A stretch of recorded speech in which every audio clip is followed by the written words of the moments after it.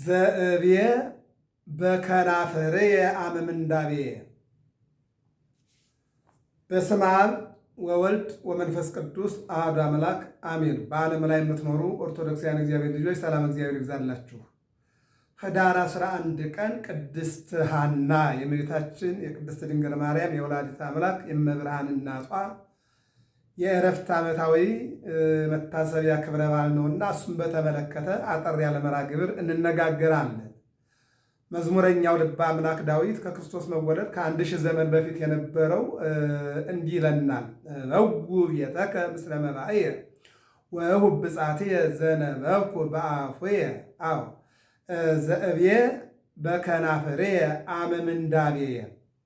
በመከራዬ ጊዜ በአፌ የተናገርኩትን በከንፈሮችም ያልሁትን ስዕለቴን ለአንተ አመጣለሁ።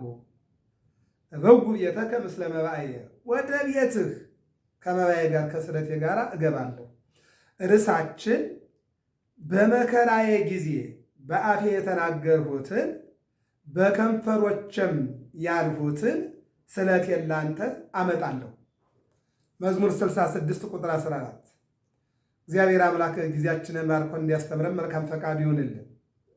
እንግዲህ ሐናን ታሪኳን ለመናገር የሐናን መሰረቷን ማወቅ ግድ ይለናል። በነገረ ማርያም ነገረ ማርያም ስለ እመቤታችን ስለ ቅድስት ሐና ሲናገር እንዲህ ይላል።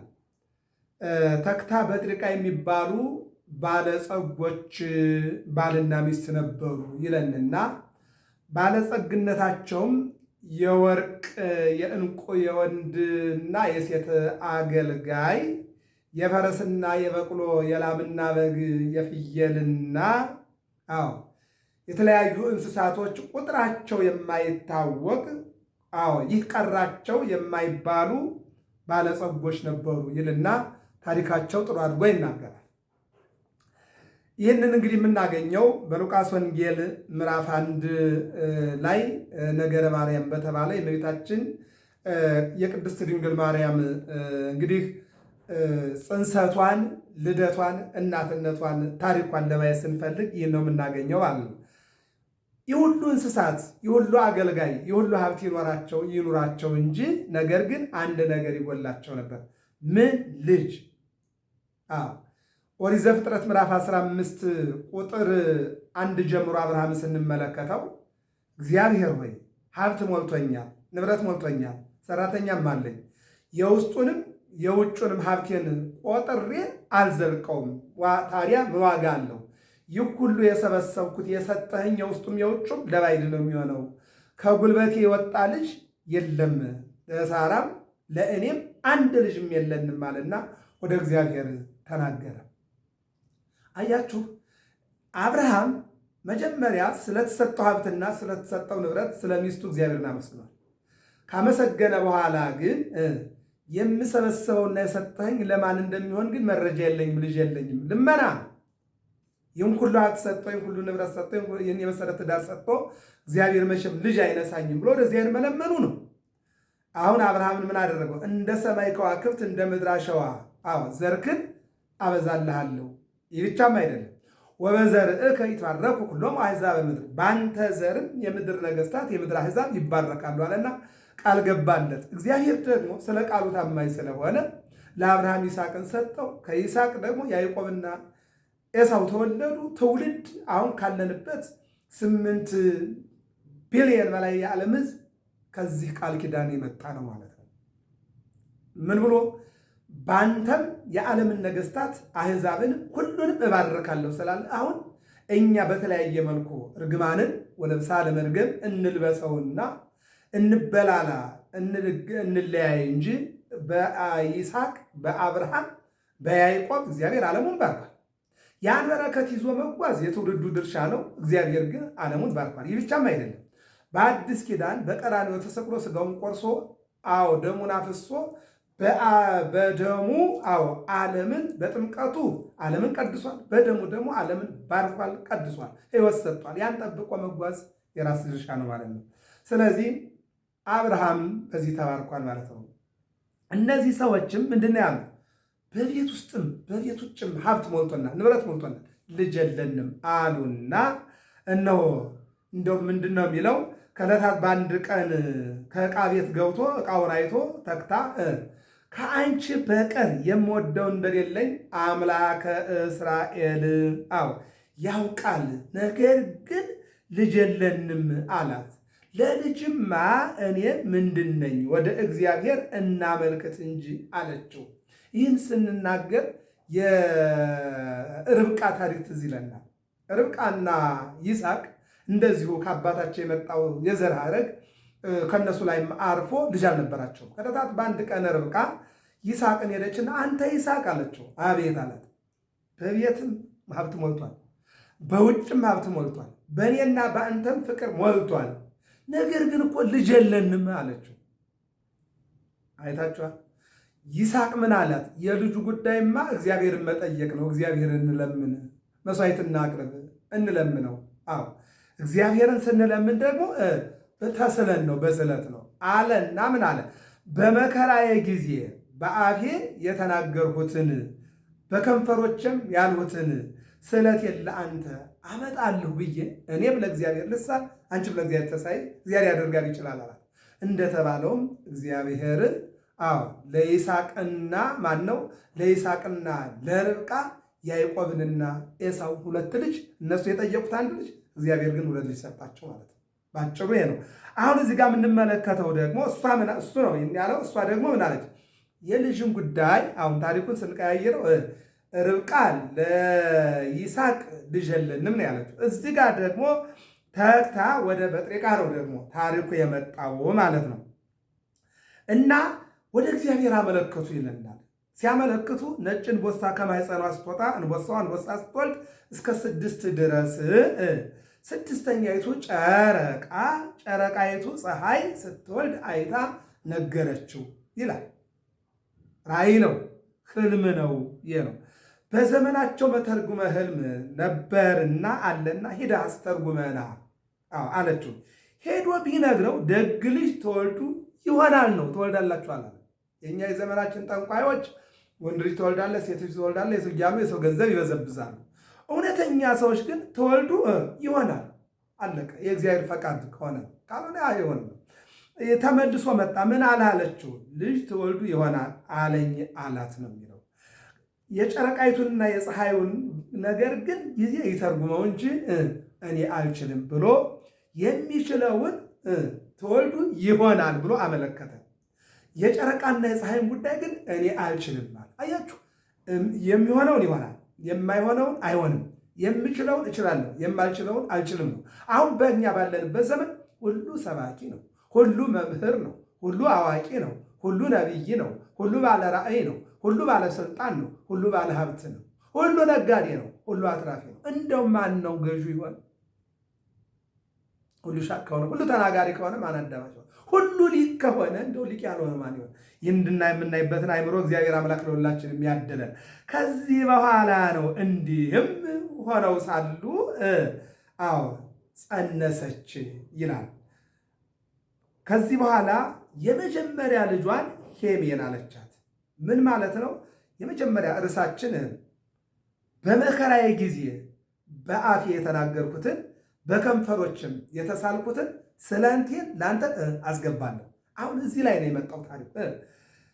ስለቴን አገኘው ስትል ረከብኩ ስለትየ ስትል ሄሜን አለቻት።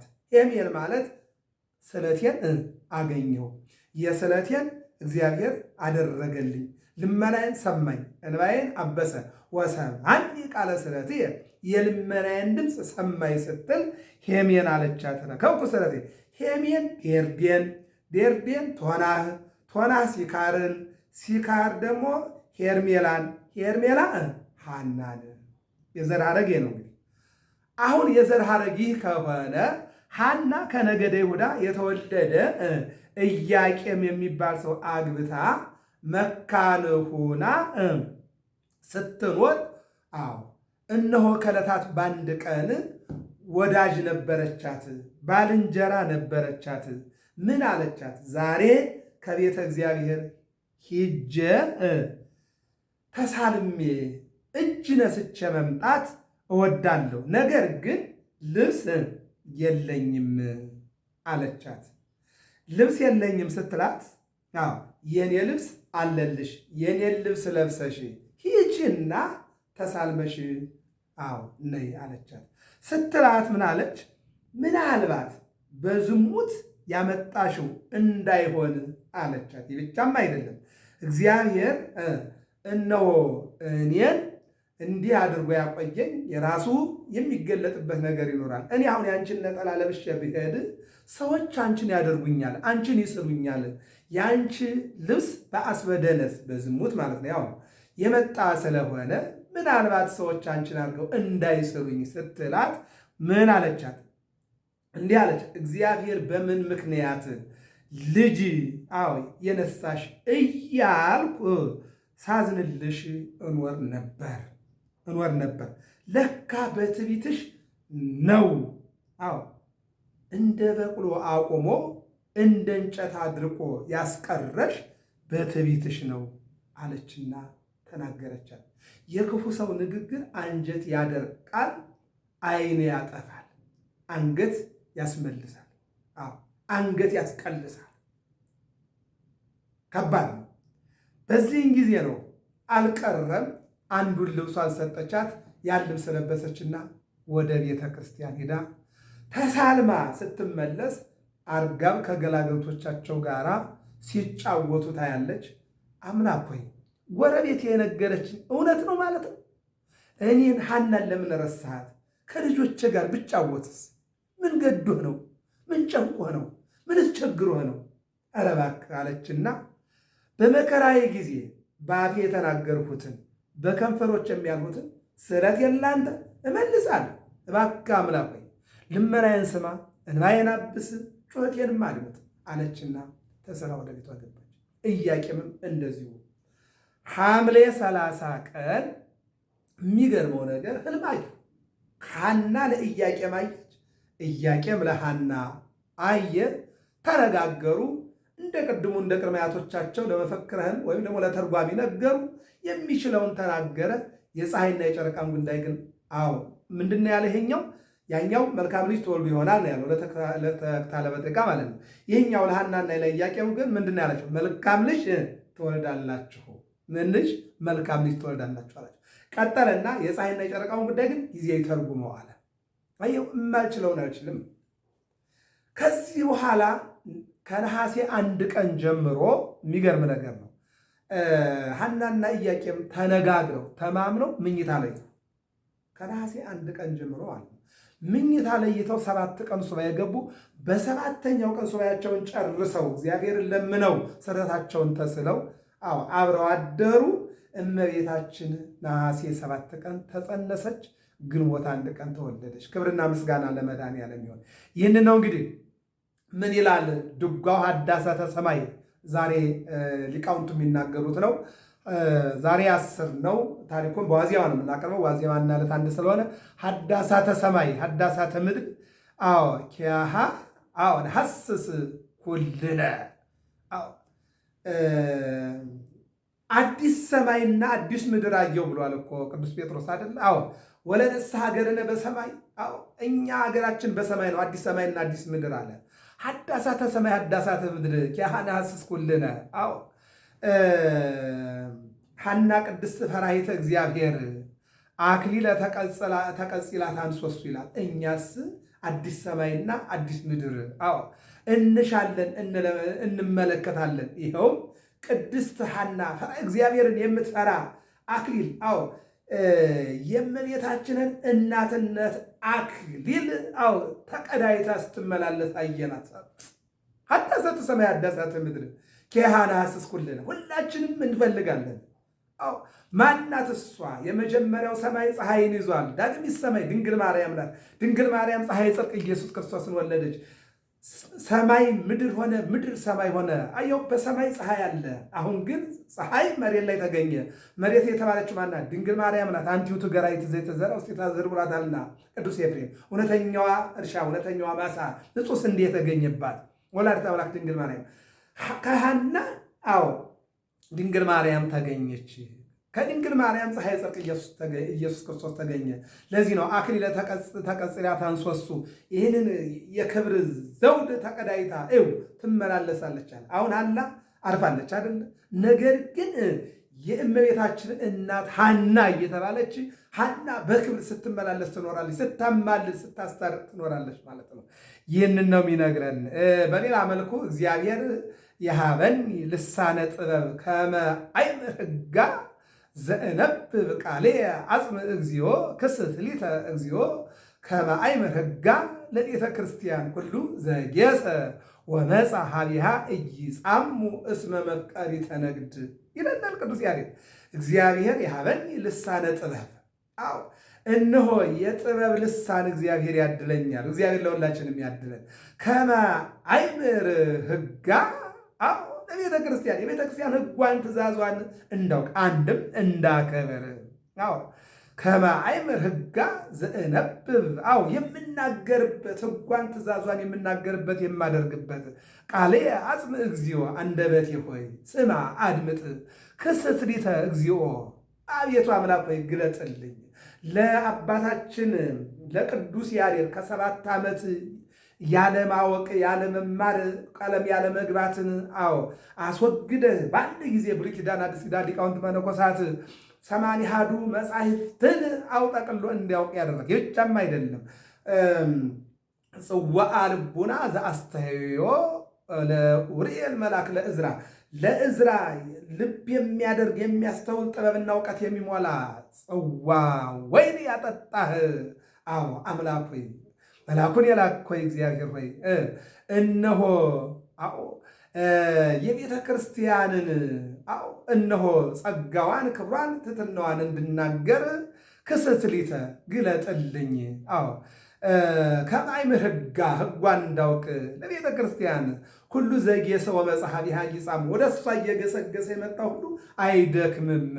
አዎ እስመ መፍቀሪተ ነግድ እንግዳ የምትወድ የምትቀበል ናትና። አዎ በሁለት አይነት ትቀበላለች። አንድ በሕይወት በ40 ቀን በ80 ቀን ተቀብላ ታኖርናለች።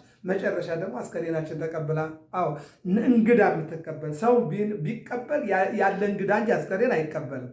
ቤተ ክርስቲያን ግን ሕፃናትን ትቀበላለች፣ ወጣቱን ትቀበላለች፣ አረጋውያኑን ትቀበላለች፣ ፓትርያርኩን፣ ሊቃነ ጳጳሳቱን፣ መነኮሳቱን፣ መምህራኑን፣ ዲያቆናቱን፣ ወታደሩ ሁሉን ትቀበላለች። ነጋዴውን ድሃውን ሀብታሙን ትቀበላለች፣ ባለስልጣኑን ትቀበላለች።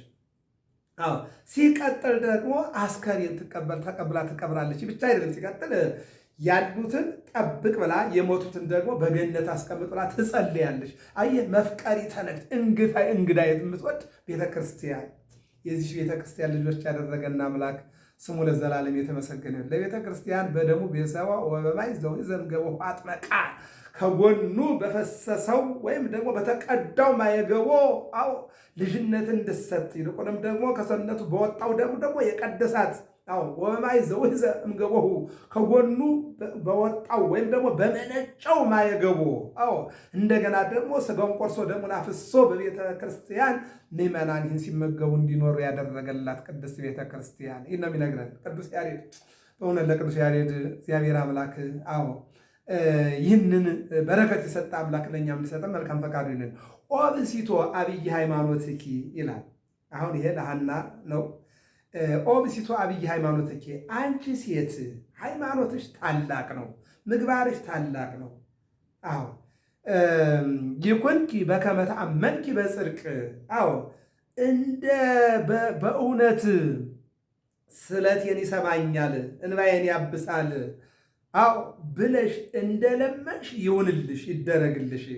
ይኩንኪ በከመ ተአመንኪ በጽድቅ ማለት እውነት ነው። በእውነት እንደታመንሽ አዎ ስለቴን ይሰማኛል እንባዬን ያብሳል ድምፄን ወሰማኒ ቃለ ስለትየ የልመናዬን ድምፅ ይሰማል ብለሽ ታምነሽ መጣሽ። እንባሽን አፈሰሽ እንደጠየቅሽው ይሁንልሽ ይደረግልሽ ይለናል። አዎ እስመ በእንተ ክርስቶስ ወጠንኪ አዎ አጥባኪ ወኢናፈኪ።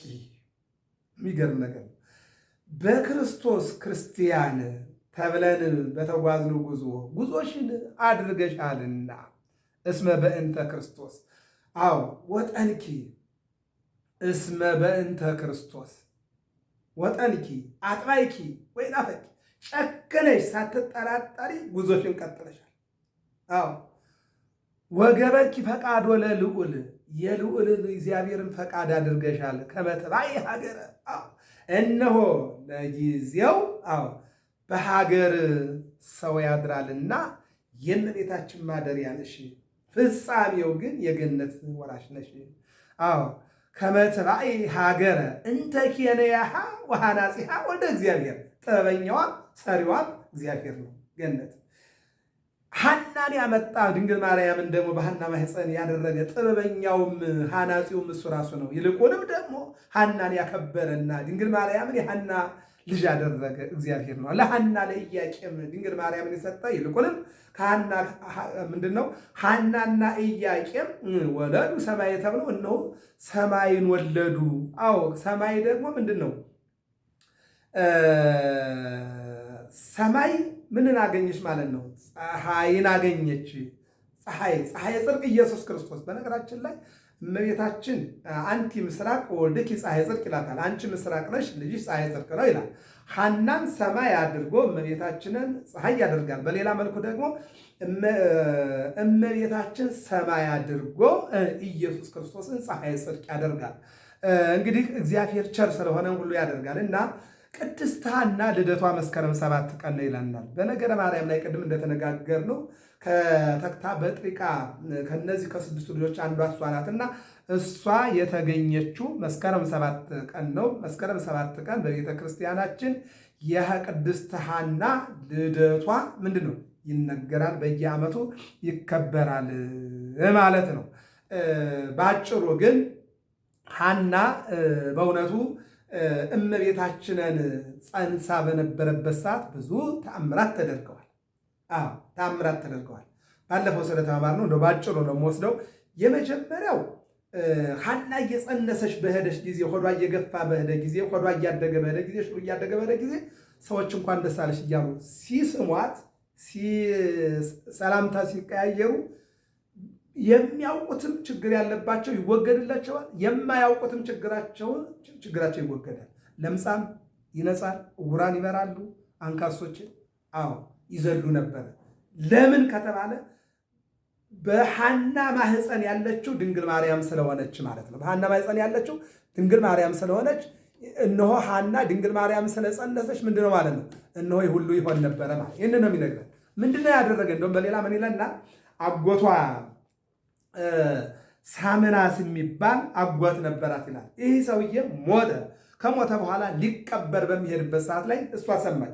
ሰምታ እየሮጠች ዳ አስከሬኑን ሸንኮራውን ይዛ አጎቴ አጎቴ ብላ ስታለቅስ እነሆ የሞተው ተነሳና መፈክረ ሕልሙ ተርጓሚው ሊተረጉመው ሊያውቀው ያልቻለውን ከአንቺ የምትወለደው ሰማይ ናት፣ ከእሷ ደግሞ የሚወለደው ደግሞ ፀሐይ ጽድቅ ኢየሱስ ክርስቶስ ነው ያለና ያ የሞተው ተነስቶ ያለው ሰውዬ ነቢዩ መፈክረ ሕልሙ ያልተረጎመውን አጎቷ ግን ካረፈበት ተነስቶ እምሕይወቱ ለዘገብረ ሰማይ ወምድረ ሰማይና ምድርን ለፈጠረ ለእግዚአብሔር አያት የሆንሽ ሐና ደስ ይበልሽ፣ በማኅፀንሽ ያለችው ደግሞ እናት ናት አለና ተረጎመላት። ግራ የገባንንም የተጨነቅንበትን እግዚአብሔር አምላክ እንዲተረጉምልን መልካም ፈቃድ ይሆንልን። በዚህ በትንቢተ ዳንኤል ምዕራፍ 8 ቁጥር 15 ላይ ዳንኤል ሕልም አየ፣ ራእይ አየ እና የሚተረጉምለት ጠፍቶት ግራ ገብቶት ነበረ። ከዕለታት በአንድ ቀን ግን ቅዱስ ገብርኤል ሰው ተመስሎ መጣና ፊት ለፊቱ ቆመ። ደነገጠ። አሁንም መጣ ወደ አጠገቡ፣ ከስር ወደቀ። መጀመሪያ ብድግ አደረገና አነሳው። ከዚያ ቀጥሎ በፊቱ አቆመው። ከዚያ ያየውን ራእይ በሙሉ ተረጎመለት። ክብርና ምስጋና ለመድኃኔዓለም ይሁን። ስለ ሀገራችን፣ ስለ ቤተክርስቲያናችን ያለውን ራእይ እግዚአብሔር ይተርጉምልን። ስለ ፍቅር፣ ስለ ይቅርታ እግዚአብሔር ያስተምረን። ስለዚህ የሞተው ተነስቶ ያንን ተረጎመለትና እንደገና መልሶ አረፈ ይላል። ቀጥሎ ደግሞ በርሴባ የምትባል ዘመድ ነበረቻት። አይኗ ተይዞ ነበረ፣ ጠፍቶ ማለት ነው። የሚገርመው ነገር እንኳን ደስ አለችው እግዚአብሔር መከራሽን አይቶ ልቅሶሽን አይቶ ልመናሽን አይቶ እንኳን አሰበሽ ብላ ሄዳ ስትስማት አይኗ በራ። ክብርና ምስጋና ለመድኃኔዓለም ይሁን። ምን ይደንቃል! ሐና እኮ የጸነሰችው ድንግል ማርያምን ነው። የቅዱስ ጴጥሮስ አንደበት ተነሽ ብሎ ሙት አስነስቷል። የሐዋርያት ሥራ ምዕራፍ 9 አይደል? እንደገና ደግሞ የቅዱስ ጳውሎስን ልብስ ወይም ጥላ የሞተውን አስነስቷል አይደል? እነሆ ኤልሳ የኤልሳ አጽም ባለበት አስከሬኑ ሲጥሉት ያ የሞተው ተነስቷል አይደል? ምን ይደንቃል! እመቤታችንን የጸነሰች ሐና ድንግል ማርያምን ጸንሳ በነበረችበት ሰዓት ይህ ተአምር ሆነ ብንል የሚያስደንቅ ነገር የለም ለማለት ፈልጌ ነው። ከዚህ በኋላ እንግዲህ ቅዱስ ገብርኤል ለኢያቄም መጣና ቤተ አይሁድ ሐናን ከተአምር የተነሳ ሊገድሏት ፈልጓታልና ይዘው ወደ አድባረ ሊባኖስ ወደ ሊባኖስ ይዘህ ሂድ አለው። ይህ አስቀድሞ ሰሎሞን ያለው ይፈጸም ዘንድ ነው። ምንድን ነው ያለው? ፀሐይም ሊባኖስ ስነ ሕይወት መልካሟ ሙሽራ ከሊባኖስ ነይ ማለት ተወለጅ ማለት ነው በዚያ ቦታ ማለት ነው። ስለዚህ በስደት ግንቦት 1 ቀን አድባረ ሊባኖስ በዚያ እመቤታችን እንኖራለች ተወልዳለች ማለት ነው። ከተወለደች በኋላ ሐና 3 ዓመት እመቤታችንን አጥብታለች። እንደውም ምን ይላል? ሐና እመቤታችን በወለደች ጊዜ የሥጋ እድሳት ሐናና ኢያቄም አግኝተዋል። እንደገና ጎልማሳ ሆነዋል። የሥጋ ብሬቱ ወደ ህዳሴ ተቀይሮላቸዋል። ይህን ነው የሚነግረን እና በ3 ዓመቷ ግን ሐና እመቤታችን ቅድስት ድንግል ማርያምን ቅድም የተነሳንበት በመዝሙር 66 ቁጥር 14 ላይ በመከራዬ ጊዜ በአፌ የተናገርኩትን በከንፈሮችም ያልሁትን ስለቴን ለአንተ አመጣለሁ። በዚህ ኃይለ ቃል ወይም ደግሞ ቃል ኪዳን ስለቷን ወስዳ ወይም ስለታቸውን ሐናና ኢያቄም ወስደው በ3 ዓመቷ ለካህኑ ዘካርያስ ሰጡት። ካህኑ ዘካርያስ ስለ ምግቧ ሲቸገር መልአኩ ፋኑኤል ምግብና መጠጥ ይዞ መጣ። የምግቧና የመጠጧ ጉዳይ ከተያዘልኝማ ቤተ መቅደሱማ ትግባ ብሎ ወደ ቤተ መቅደስ ገባች። በአጭሩ ታሪክ የገባ ነው የሐና ነውና ሐና እመቤታችን 3 ዓመት እንደ እናትነት አጥብታ እነሆ ከ3 ዓመት በኋላ ግን ወደ ቤተ መቅደስ አሳልፋ ሰጣለች። የመጣንበት ርዕሳችን እዚህ ጋር ነው። በመከራዬ ጊዜ በአፌ የተናገርኩትን በከንፈሮች ያልሁትን ስለቴን ላንተ አመጣለሁ። ስለታችን ስለት ክቡር ነው። እንሳላለን ግን አንመልስም። ቃል እንገባለን፣ ቃላችን አንፈጽምም። ቃል ግን ይህ የምናየው ሰማይ ዘሰፎ ለሰማይ ሰማይን የዘረጋ ወሳረራ ለምድር ዲበ ዘማናዊ መሬትን በውኃ ጀርባ የመሰረተ ወፈጠረ ነፍሰ ለሰብ ሰውን የፈጠረ ነው። ለሰው ነፍስን የፈጠረ ነው። ማን ነው? እግዚአብሔር ነው። ስለዚህ ይህ ሰማይ የጸናው በቃል ነው። ሳህሉ ለእግዚአብሔር መላ ምድር የእግዚአብሔር ቸርነት ምድርን መላ ወበቃል እግዚአብሔር ጸና ሰማያት በእግዚአብሔር ቃልም 20 ዓለማት ጸኑ 7 ሰማያት ጸኑ ይላል።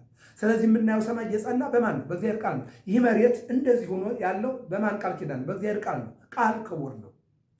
በማቴዎስ ወንጌል ምዕራፍ 8 ላይ 100 አለቃው ልጁ ታመመበት። ሲታመምበት ወደ ጌታ ሄደና ልጄን አድንልኝ አለ። ሂድ እመጣለሁኝ፣ አድንልሃለሁ፣ እፈውስልሃለሁ። አይ እግዚእ አለ አምላኬ ሆይ ጌታዬ ሆይ አዝዝ በቃልህ፣ ቃል ብቻ ተናገር፣ ይሄ ወልዴ ልጄ ይድናል። በቤት በጣራው በታች በበሩ ልትገባ የኔ ቤት ለአንተ ብቁ አይደለም፣ አይመጥንህም። ቃል ብቻ ተናገር፣ ያንተ ቃል ልጅን ያድነዋል አለ።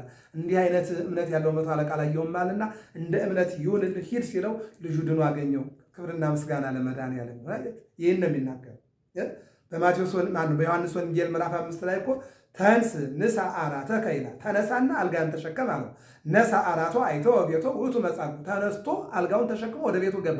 ማን ሲናገር? ቃል ብቻ ሲናገር ምን ብሎ? ተነስ አልጋን ተሸከም አለው። በዚህ ቃል አልጋውን ተሸከመ፣ በዚህ ቃል ወደ ቤቱ ገባ። ይሄ ነው። ስለዚህ ቃል ክቡር ነው። የተሳልነውን ነገር አናስቀር ነው። እግዚአብሔር ሰርቃችሁኛል ይላል፣ እግዚአብሔር ቀምታችሁኛል ይላል። ስለዚህ ስለታችን እንድንመልስ እግዚአብሔር አምላክ መልካም ፈቃዱ ይሁንልን። በአጭሩ ግን ሐና እንግዲህ እመቤታችንን ጸንሳ እመቤታችንን ወልዳ 3 ዓመት አሳድጋ ከዚያ ከኢያቄም ጋር ወደ ቤተ ክርስቲያን ወስደው ሰጠው። ከዚህ በኋላ እንግዲህ ኅዳር 11 ቀን ሰው ውሎ ወደ ቤት ኑሮ ወደ ሞት አይቀርምና የዕረፍቷ ቀን መታሰቢያ ነውና የቅድስት ሐና የቅዱስ ኢያቄም በረከታቸው እንዳይለየን የእግዚአብሔር አምላካችን መልካም ፈቃዱ ይሁንልን። ለዚህ ነው እንግዲህ አዲስ ሰማይና አዲስ ምድር አየሁ አለ። አዲስ ሰማይ ወለነሳ ሀገረ ነበ ሰማይ። ወዳጆቼ እኛ ባሮዬ ምድር ላይና ባሮዬ ሰማይ ላይ የምንኖር ሰዎች አይደለንም።